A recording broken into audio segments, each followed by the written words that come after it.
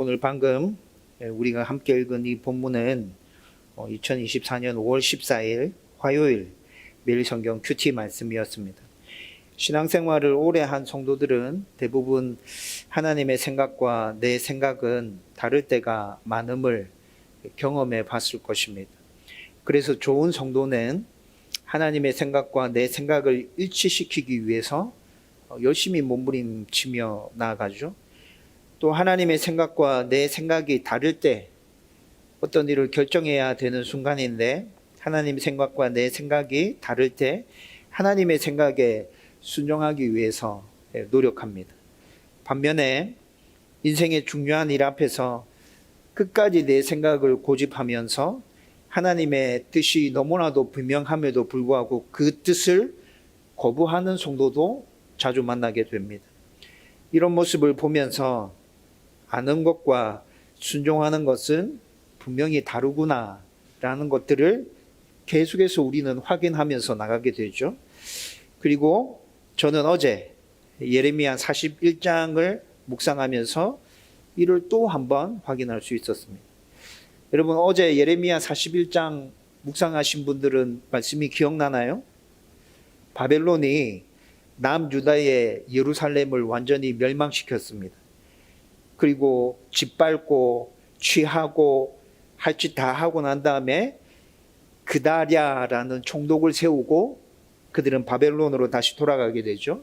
그런데 이 그다랴라는 총독은 믿음으로 하나님의 말씀에 온전히 순종하는 사람이에요. 여러분, 어제 읽었던 우리 묵상했던 예레미야 41장 2절 말씀에 보면 이 그다랴라는 사람에 대한 간단한 소개가 나오는데 서기관 사반의 손자이며 또 아히감의 아들 그다랴, 이렇게 소개가 나오고 있어요. 여러분, 사반이라는 이름은 좀 익숙하죠? 요시야 왕 때 서기관 사반, 믿음의 사람이었습니다. 그리고 또 아히감의 아들이라고 나오는데 이 아히감이라는 사람은 예레미야 선지자를 보호해 주었던 사람이에요. 예레미야 선지자가 예루살렘의 멸망에 대해서 계속 하나님의 말씀을 선포하는 중에 사람들로부터 위험한 일들을 계속 당하잖아요. 그런데 이 아히감이 예레미야 선지자들을 보호해 준다고요. 여러분, 그다랴라는 이 사람은 할아버지가 사반이며 아버지가 아히감입니다. 그런데 바벨론이 예루살렘을 완전히 점령하고 난 다음에 유다의 총독으로 이 그다랴를 바벨론이 임명해 놓고 갔대요. 왜 그랬을까요? 바벨론에서 볼 때는 그다랴가, 사반이, 아히감이 자기들에게 굉장히 친근하게 다가오고 있다고 느꼈을 거예요. 여러분, 이들은 예레미야가 선포해 주었던 하나님의 말씀에 그냥 순종하는 것이었거든요. 바벨론에 대항하지 마라. 포로 생활 겪어야 돼. 예루살렘 멸망할 거야. 하나님께서 예레미야를 통해서 주신 말씀은 이런 것들이잖아요. 그래서 그 말씀을 하나님의 말씀으로 온전히 받아서 바벨론에게 항복하고 포로 생활을 감내하기로 작정하고, 그래서 바벨론에 협조하는 것처럼 보였지만 이들은 바벨론에 협조한 것이 아니라 하나님의 말씀에 순종했던 하나님의 사람들이었다고요. 여러분, 그런데 어제 말씀 쭉 읽어보면 바벨론이 이렇게 예루살렘 함락하고 난 다음에 모든 것들을 다 정리하고 총독을 세우고 다시 바벨론으로 돌아가잖아요. 바벨론으로 돌아가고 난 이후에 예루살렘이 함락될 때 도망쳤던 왕족 이스마엘이라는 사람이 돌아옵니다. 왕족 이스마엘이 돌아와서 그다랴를 암살하려고 계획을 짜죠. 이스마엘 입장에서 볼 때는 그다랴는 매국노인 거예요. 그렇죠? 그래서 이스마엘이 결국에는 그다랴를 암살합니다. 암살하는데 또 요하난이라는 사람이 등장합니다. 이 요하난은 이스마엘과 함께 피난 갔다가 다시 돌아온 유다의 군대 장관인데 그다랴를 암살하는 것에 있어서는 반대했던 인물이에요. 이스마엘이 그다랴를 암살하려고 하는데 요하난은 그렇게 하면 안 됩니다. 반대했는데 결국 이스마엘이 그다랴를 암살했죠. 그리고 난 다음에 요하난이 이스마엘을 또 제압합니다. 그렇게 하면 안 된다고 그랬는데 왜 그렇게 합니까? 그래서 이스마엘을 제압했고 이스마엘은 요하난을 피해서 암몬으로 도주하게 됩니다. 여러분, 이렇게 되고 난 다음에 요하난이 그다랴도 죽고 이스마엘도 도주해 갔고 이제 예루살렘에 남았던 그 천민들을 데리고 어떻게 뭘 해야 될 것 같은데 그가 결정했던 건 애굽으로 피난 가는 것이었습니다. 여러분, 어제 우리가 묵상했던 말씀 예레미야 41장의 말씀이 이렇게 쭉 흘러갔거든요. 여러분, 이 말씀을 보면서 제가 오늘 나누려고 하는 이 주제에 계속 오버랩되면서 생각나는 거예요. 여러분, 어제 큐티 말씀에서 하나님의 뜻에 온전히 순종했던 사람은 그다랴 한 사람이었습니다. 그다랴 한 사람이 온전히 순종했고 이스마엘과 요하나는 하나님의 말씀에 계속 불순종합니다. 여러분, 이스마엘은 왕족임에도 불구하고 하나님께서 바벨론에 대항하지 마. 너희들 포로 생활 겪어야 돼. 너희들의 죄가 충분히 그럴 만해. 하나님께서 계속 말씀을 주셨음에도 불구하고 왕족인 이스마엘은 그 하나님의 말씀을 받아들이지 않는다고요. 끝까지 바벨론에 대항한다고요. 그리고 요하나는 또 어떻게 결정합니까? 요하나는 모든 일들이 다 끝나고 난 다음에 그 예루살렘에 남아있는 천민들을 데리고 자기가 어떤 결정을 해야 될 것 같은데 그 결정이 무슨 결정이었다고요? 애굽으로 피난 가는 결정이었어요. 하나님께서 예레미야를 통해서 주셨던 말씀은 뭐였죠? 애굽이랑 손잡지 마. 바벨론에 니네들은 포로로 끌려가야 돼. 애굽에 손을 내밀어서 도움받을 생각 눈꼽만큼도 하지 마. 하나님께서 계속 주셨던 말씀이거든요. 그런데 요하난이 그 천민들을 데리고 애굽으로 피난 가려고 그래요. 여러분, 요하난이 애굽으로 피난을 가려고 결정한 것을 생각해 보면 인간적인 생각에서는 아주 합리적인 생각입니다. 여러분, 바벨론에서 세웠던 그다랴 총독이 암살당해서 죽었죠. 여러분, 이런 상황 가운데서 정상적으로 생각한다면 그 다음에 바벨론에서 어떻게 나올 것 같아요? 다시 군대를 보내서 예루살렘에 남아있던 그 천민들까지도 또 짓밟아 버리겠죠?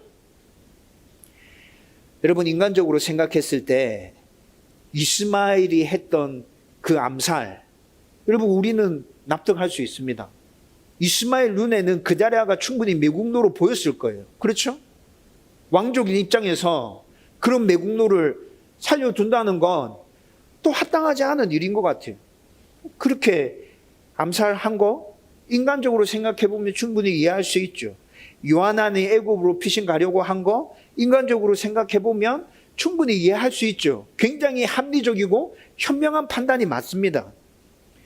여러분, 방금 언급했던 그다랴, 이스마엘, 요하난, 이런 사람들은 모두 하나님을 경외한다고 말하는 남유다의 왕족이며 고위 관료들이었습니다. 여러분, 이들은 지금 하나님을 경외한다고 말합니다. 그런데 이들이 취하고 있는 행동은 다 어떻죠?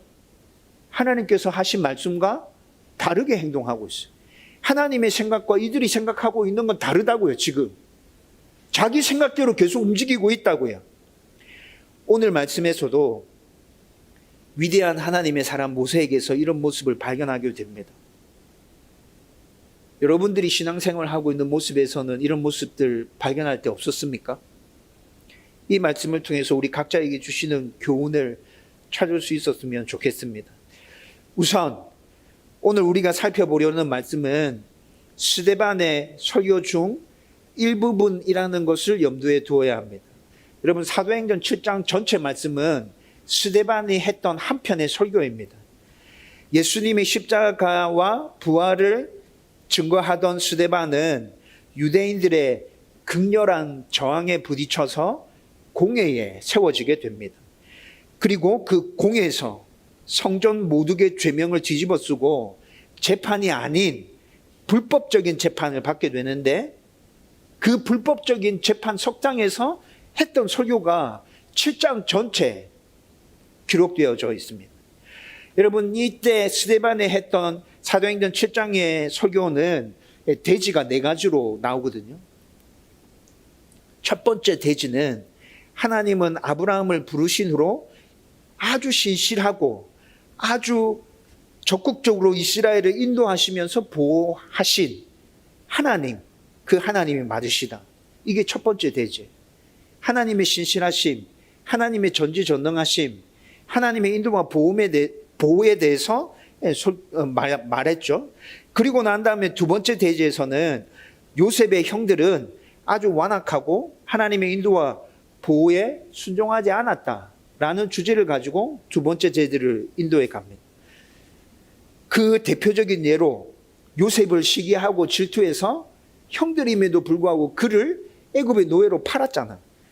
여러분, 이렇게 두 번째 제지를 쭉 진행하고 난 다음에 세 번째 대지에 넘어가면 그들의 후손인 이스라엘도 광야 생활 중에 계속해서 하나님의 인도와 보호에 순종하지 않았다.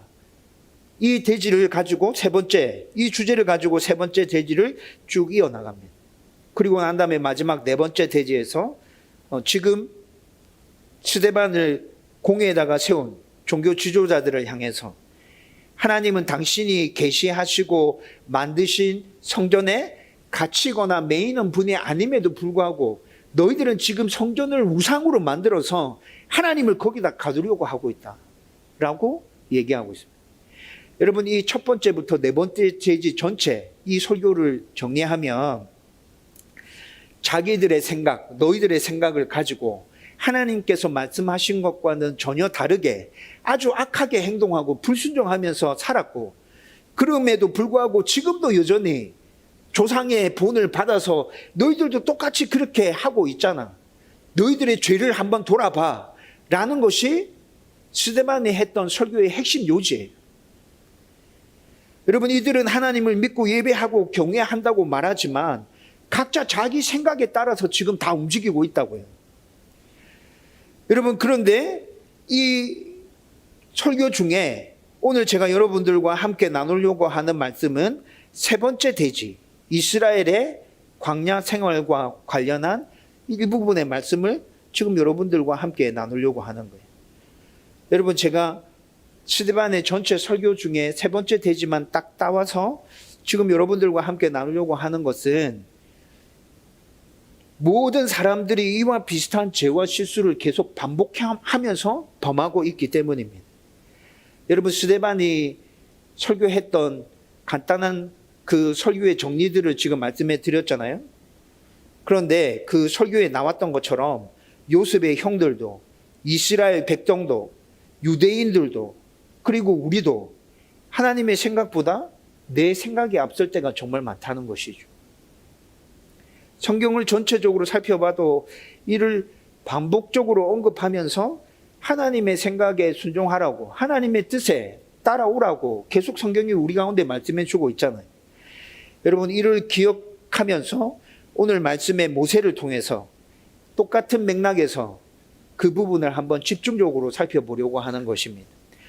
여러분, 23절을 보면, 오늘 우리가 읽었던 23절을 보면 모세가 나이 40이 되었을 때 그의 동족 이스라엘을 돌볼 생각을 했다고 말씀하고 있습니다. 여러분, 우리는 대개 모세가 이스라엘을 이끈 것은 그가 원하지 않았지만 하나님께서 명령하셔서 어쩔 수 없이 순종했다, 이렇게 알고 있죠. 그런데 그것은 모세가 80세 때는 맞는 이야기였어요. 모세가 80세 때는 맞는 이야기였지만 오늘 본문에 나오듯이 그가 40세 때에는 그가 스스로 이스라엘 백성들을 이끌 생각을 했다는 것이죠. 여러분, 그런데 25절 말씀을 보면 모세가 40세 때 내가 이제 이스라엘 백성들을 이끌어야겠구나 라고 생각한 것과 이스라엘 백성이 생각한 것은 완전히 달랐어요. 당시 모세는 선민으로서의 정체성을 분명히 가지고 있었습니다. 하나님께서 선택하신 하나님의 백성이다, 나는 하나님의 백성이다 라는 생각을 분명히 유지하고 있었어요. 그렇기 때문에 자기 동족인 이스라엘 백성들을 돌봐야겠다는 생각이 이어질 수 있었겠죠. 그리고 또 그렇게 세월이 지나가는 동안에 모세는 애굽의 황실에서 지내면서 애굽의 학문과 그리고 애굽의 권력을 손에 쥐게 되었어요. 그러니까 모세 자신이 생각할 때는 이제 진짜 이스라엘을 구할 때가 되었구나 라고 생각한 것이죠. 여러분, 이 말씀을 이렇게 묵상하면서 그가 애굽 왕실에서 40년을 살았잖아요. 네. 어머니가 유모로 젖을 먹이면서 살았던 한 4년에서 5년의 세월을 빼더라도 35년 정도를 지금 애굽 황실에서 살은 거예요. 여러분, 그런데 그 오랜 기간 동안 애굽의 왕실에서 살면서 선민의 정체성을 그대로 유지하고 있었다. 그리고 40세가 되었을 때 자기는 이미 편하게 잘 살 수 있음에도 불구하고 자기 동족인 이스라엘을 구할 생각을 했다는 것을 생각해 보면, 야, 그래도 모세 진짜 대단하다. 어떻게 이런 정체성을 계속 유지할 수 있었고, 또 애굽의 황실의 모든 것들을 누리면서 살면서 어떻게 이런 생각을 했을까? 대단하다는 생각도 들죠. 그러나 이스라엘 백성은 40세 때의 모세를 눈꼽만큼도 그들의 지도자로 인정하지 않았습니다. 왜 그랬겠습니까? 왜 이스라엘 백성들은 모세를 그들의 지도자로 인정하지 않았을까요? 이스라엘 백성이 하나님의 언약과 말씀에 민감하지 못한 이유도 있지만 모세에게도 문제가 있었겠죠. 여러분, 7장 말씀을, 사도행전 7장 말씀을 쭉 읽어보면 하나님께서 아브라함에게 약속하신 것이 가까워 왔을 때라고 하는 말씀이 나타납니다. 하나님께서 약속하신 게 지금 가까이 다가오고 있어요. 그런데 이스라엘 백성들은 영적으로 민감하지 못해서 하나님의 약속이 가까이 오고 있다는 것 깨닫지 못하고 있는 것이죠. 그런데 이스라엘 백성들만 이렇게 문제가 있는 게 아니에요. 모세도 문제가 있어요. 40세 때 모세는 은혜로 충만한 하나님의 사람이 아니었습니다. 그냥 혈기왕성한 애굽 사람이었어요. 40년 동안 애굽 황실에서 살면서 애굽의 모든 학문, 문화, 권력, 힘, 인맥 이런 것들을 이 손에 쥐게 되었죠. 그래서 그는 이것들을 이용해서 이스라엘 백성들을 이끌면 된다고 생각했는데, 그렇게 이끌면 이스라엘 백성이 자기를 따라줄 것이라고 생각했는데, 이스라엘 백성들이 모세를 볼 때는 애굽 왕실 안에 있는 그냥 애굽 사람인 것처럼 보이는 거예요. 여러분, 여기서 스데반의 이 설교는 모세가 아니라 이스라엘 백성들의 잘못을 드러내려고 지금 이 설교를 하고 있는 것이죠. 그런데 이스라엘 백성들의 잘못을 드러내려고 지금 스데반이 이 설교를 하고 있는데, 제가 이 말씀을 묵상할 때는 이 말씀 가운데 모세의 잘못도 똑같이 드러나고 있다는 거예요. 이스라엘 백성들이 했던 그 잘못 그대로 모세도 지금 똑같이 그 잘못을 범하고 있구나. 여러분, 만약에 이 상황에서 모세가 이스라엘의 지도자로 출애굽을 이끌었다면 어떻게 되었을까요?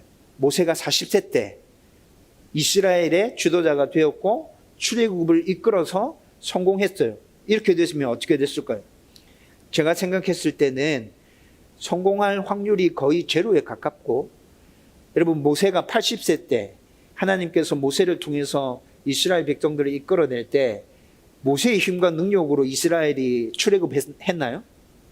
모세가 80세 때 하나님께서 그와 함께 하셨을 때 하나님의 기적과 역사로 출애굽하게 된 것이죠.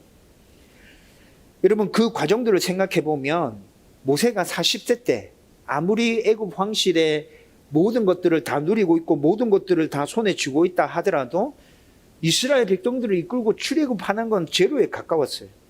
그리고 기적적으로 성공했어도 이 일이 성공한 이후에 극도로 교만해져서 아마 그가 하나님이 되었을 거예요. 성경의 여러 인물을 통해서 하나님의 은혜로 큰 일을 이룬 후에 교만해져서 넘어진 인물들, 우리는 너무 많이 확인했죠. 여러분, 왕정이 시작되자마자 이 일들은 계속해서 나타납니다. 왕정이 시작되자마자 아말렉과의 전투에서 승리하고 난 다음에 승전 기념비를 세운 사울 왕. 그리고 또 다윗은 어떻게 했죠? 다윗은 나라가 부국강병해져서 평안할 때 여러분, 그가 어떤 죄를 저지릅니까? 인구조사를 감행하는 죄를 저지르죠. 여러분, 이 인구조사가 어떤 의미인지 여러분들 아시잖아요. 여러분, 다윗도 이런 죄를 저질렀다고요. 솔로몬은 어땠죠? 솔로몬 때에 이스라엘 나라가 제일 강하고 제일 부유했고 제일 튼튼한 상황을 만들었어요. 그런데 그 솔로몬 때 말년에 솔로몬은 아예 하나님을 떠나버리죠. 여러분, 왕정이 시작되자마자 사울 왕도 다윗도 솔로몬도 다 이런 교만의 죄 가운데 넘어져 갑니다. 이들은 모두 하나님의 큰 은혜를 입어서 왕이 되었고, 또 하나님의 은혜 가운데 엄청난 일을 해냈는데, 그렇게 엄청난 일을 해내고 난 다음에 다 교만해져서 이렇게 넘어졌다고. 그런데 처음부터 세상의 모든 것들을 등에 업은 모세가 출애굽에 성공한다면 더 살펴볼 것도 없겠죠. 이스라엘 백성들도 세상의 모든 것을 등에 업고 있는 모세가 출애굽을 성공한다면 저 사람이 우리를 압제하는 자로 우리 위에 군림하겠구나 라는 것을 똑같이 느꼈던 것 같아요. 그래서 27절 말씀에 보면, 여러분, 지금 이스라엘 나라 사람, 아니 이스라엘 사람 둘이 싸움이 붙어서 어떤 일들이 지금 벌어지고 있죠. 그런데 그 일에 개입해서 그 일을 중재해 주려고 하는 모세에게 이 사람들이 뭐라 얘기합니까? 누가 너를 우리의 관리와 재판장으로 세웠느냐 라고 얘기하면서 따지죠. 우리는 너를 우리의 지도자로 인정하지 않아. 여러분, 이 의미인 거잖아요. 이렇게 모세는 자기 생각으로 섣불리 일을 벌였다가 한순간에 모든 것을 다 잃고 도망자 신세로 전락해버립니다. 물론 모세가 밑바닥까지 내려앉아서 도망자 신세가 된 것은 하나님의 뜻과 생각 가운데 있었던 일이죠. 그러나 세상의 시각으로 보면 겁없이 나섰다가 모든 것을 다 잃은 철저한 실패자, 낙오자의 모습인 것입니다. 세상은 성도들에게 관대하지 않습니다. 그래서 내 생각이 앞서면, 여러분들이 만약 여러분들의 생각이 앞선다면 우리도 계속해서 이런 어려움들을 겪게 될 겁니다. 여러분들의 생각만을 가지고 섣불리 어떤 일을 진행했을 때 세상은 우리의 그 모습들을 보면서 비웃고 얕잡아 보며 짓밟아 버리겠죠.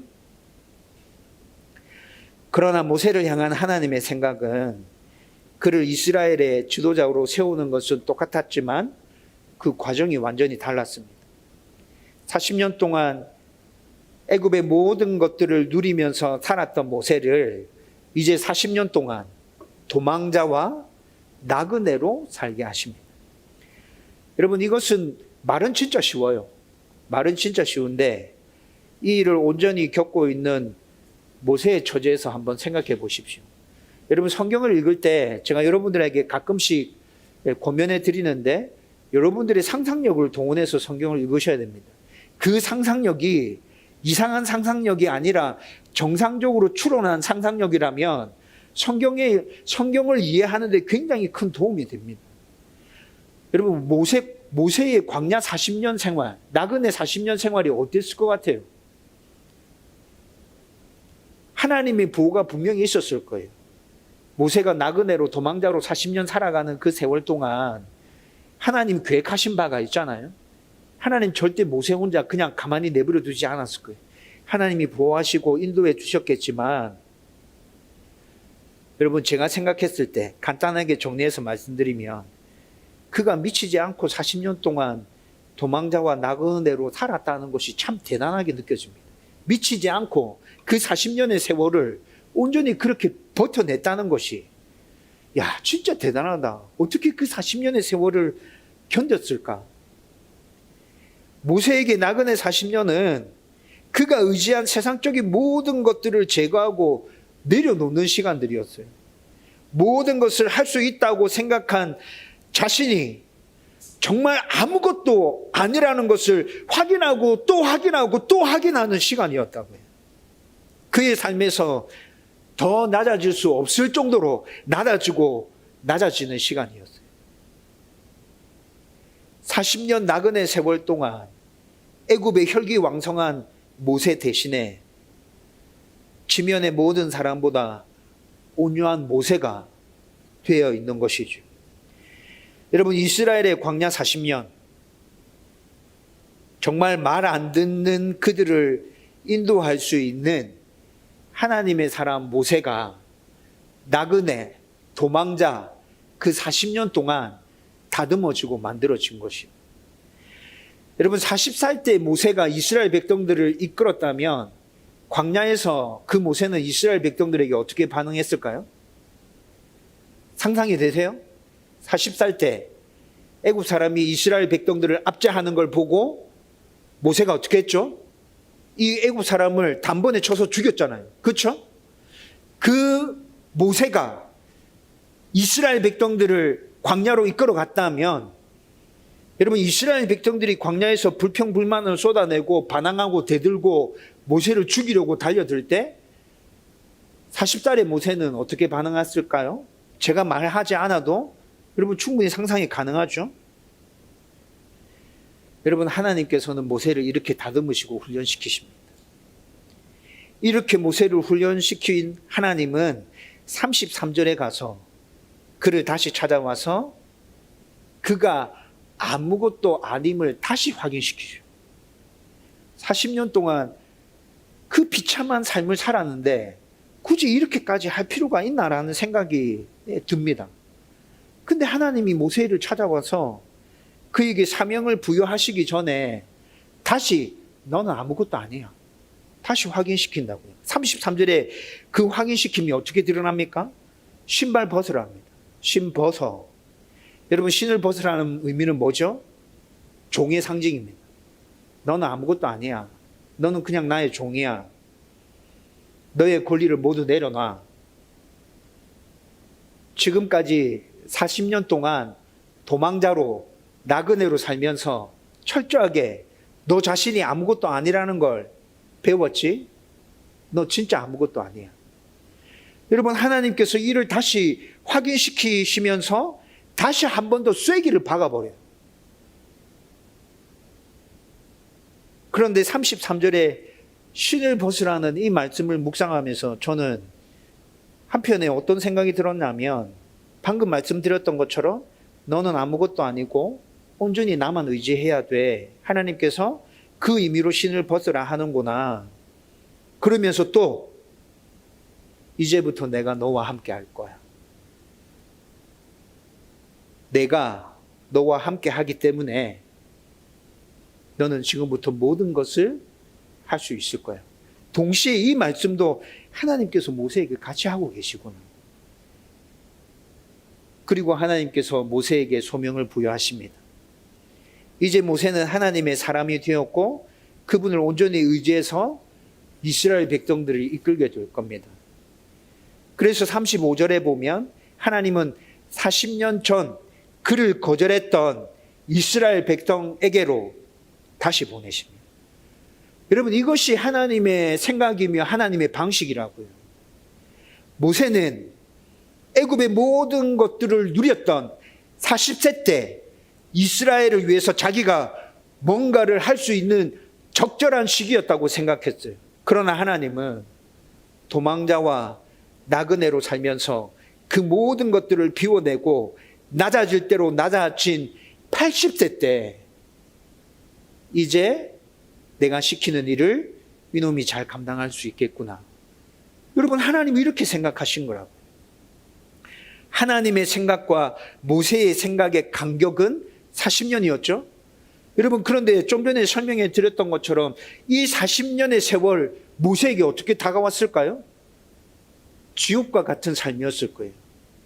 지옥과 같은 삶, 정말 힘들고 어렵고 죽고 싶은 생각이 들 정도의 그 비참한 삶을 모세는 40년 동안은 살아간 것이죠. 하나님의 생각과 모세의 생각은 이렇게 완전히 달랐지만 하나님의 생각이 항상 정답이며 제일 빠른 길입니다. 그리고 하나님과 성도의 생각의 간격에서 발생하는 그 모든 힘듦과 어려움들 가운데 하나님께서 함께 하시면서 이끌어 주십니다. 여러분, 간격이 있었던 그 40년의 세월, 모세에게는 지옥과 같은 삶이었을 거라고 제가 말씀드렸잖아요. 그런데 또 제가 말씀드렸던 것이 있습니다. 그 40년의 세월 하나님이 모세 혼자 방치해 주셨던 세월입니까? 절대 그렇지 않습니다. 하나님이 함께 하신 세월이었다고요. 모세가 힘들고 죽을 만큼 괴로운 시절이었지만 하나님께서 그 40년의 세월 모세의 힘듦과 그 괴로움을 지켜보시면서 적절하게 위로하시고 격려하시고 힘을 부어주시면서 그 세월을 견딜 수 있도록 하나님 인도해 주신 것이죠. 저와 여러분들이 이를 기억하고 우리의 생각을 최대한 하나님의 생각과 일치시키고 하나님의 말씀에 순종하며 따르기 위해서 노력해 가야 합니다. 여러분, 오늘 말씀을 묵상하면서 이런 생각들을 정리하고 또 이 말씀들을 여러분들과 함께 나누고 싶었어요. 그리고 또 한 가지 생각이 더 떠올랐어요. 우리는 항상 하나님을 위해 어떤 일을 이루어야 한다고 생각하는 경향이 있는 것 같습니다. 여러분, 그런 생각하지 않나요? 하나님을 위해서 내가 뭔가를 해야 돼. 특히 목사들이 이런 생각들 더 많이 합니다. 큰 교회를 일구고 유명해져서 여기저기 설교하러 다니고 또 교회 안에 여러 가지 사역들을 펼쳐서 여러 가지 일들을 감당해야 목회를 잘 한다고 그렇게 생각하는 목사님들이 정말 많죠. 작은 교회라도 매일 말씀과 기도를 붙들고 순종하기 위해서 치열하게 몸부림치면서 노력했고 또 하나님께서 나에게 붙여준 그 목사에게 붙여준 그 성도들을 제대로 돌보기 위해서 애를 떴다면 하나님 그 목사를 어떻게 보실까요? 목사들만 이런 생각합니까? 성도들도 비슷한 생각하잖아요. 교회에서 많은 봉사를 해야 되고 매일 교회에 출근하듯이 교회에 계속 들락날락거려야 되고 많은 헌금을 하는 꼭 이런 성도만 좋은 성도입니까? 그렇게 해야만 하나님이 칭찬해 주실 것 같습니까? 하나님의 말씀에 순종하면서 그냥 평범한 일상생활 가운데서 성실하게 자기의 역할을 감당하면서 살아가는 성도를 하나님은 어떻게 보실 것 같습니까? 반드시 하나님과 그의 나라를 위해서 큰 일을 이루어야 그 일을 이룬 목사만 그렇게 열심히 헌신한 성도만 하나님이 칭찬해 주실까요? 저는 이런 부분에 있어서도 하나님의 생각과 우리의 생각이 다르다는 생각을 하게 되었어요. 그러면서 제가 마지막으로 했던 묵상은 나의 말과 나의 행동과 내가 하는 어떤 일보다 그냥 나의 마음이 하나님께 온전히 드려질 수 있었으면 좋겠다. 이 말씀의 묵상의 끝이 그거였어요. 어떤 것보다 눈에 드러나는 어떤 것보다 그냥 내 마음이 하나님께 온전히 향하고 그 마음이 하나님께 드려질 수 있으면 좋겠다. 그러면 다른 모든 것들은 자연스럽게 따라오지 않을까요? 여러분, 이제 말씀을 정리하려고 합니다. 성도라면, 좋은 성도라면 하나님의 생각과 내 생각을 일치시키기 위해서 끊임없이 몸부림치면서 노력해야 되겠죠? 네, 그렇게 해야 합니다. 여러분, 그렇게 하십시오. 그리고 이렇게 하기 위해서 제일 좋은 방법이 말씀을 듣고 읽고 묵상하고 연구하고 그 말씀을 붙들고 기도하는 것입니다. 여러분들이 이 일에 게을러지지 않는다면 여러분 시간이 지나면서 조금씩 하나님의 생각과 여러분들의 생각은 일치해져 갈 것입니다. 그리고 말씀 앞에서 자신을 성찰하십시오. 여러분, 이것도 제가 계속 강조해서 여러분들에게 말씀드리고 있는 것이죠. 말씀 앞에서 자기를 성찰하십시오. 말과 행동, 일보다 나의 마음이 하나님께 먼저 드려졌으면 좋겠다. 여러분, 이 소원을 먼저 품으세요. 그리고 그 일을 위해서 여러분들이 할 수 있는 작은 일들부터 몸부림치면서 해가십시오.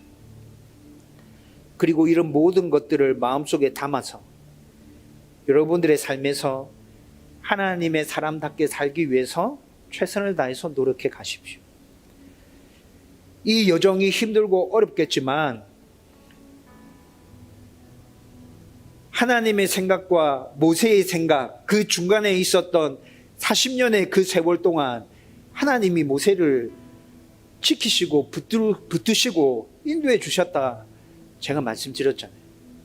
여러분, 그 과정이 힘들고 어렵겠지만 똑같이 하나님은 우리와 함께 하시면서 인도해 주시고 보호해 주실 것입니다.